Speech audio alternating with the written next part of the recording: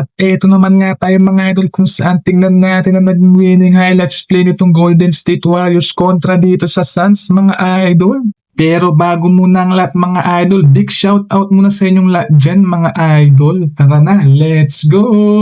Okay, let's go.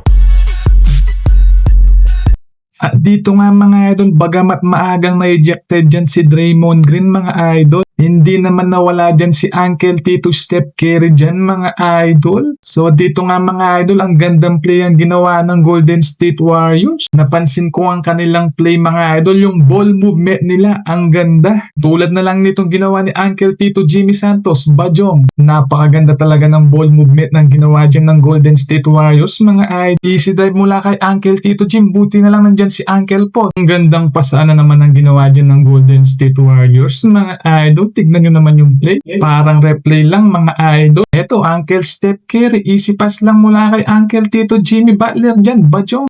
Easy pass naman dito sa play na to at easy stress lang mula na naman dito sa Golden State Warriors mga idol. Dito napakagandang very nice ang ginawang depensa dyan ng Golden State Warriors mga idol. Play ang ginawa dyan ni Steph Curry, no? Step back, hollow block, sinabahan pa ng balakubak dyan ang ginawa dyan ni Uncle Tito Steph Curry. Bajeng.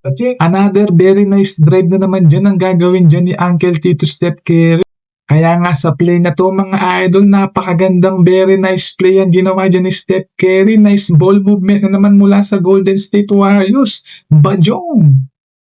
Another very nice easy drive na naman dyan ang ginawa dyan ni Uncle Tito Steph Curry. Mga idol, easy 2 points lang mula sa kanya na naman. Bajong again. Pagamat wala dyan si Uncle Tito Draymond Green, gumawa naman ng napakagandang very nice play dyan ng Golden State Warriors kontra dito sa Phoenix Suns mga idol ngayong araw.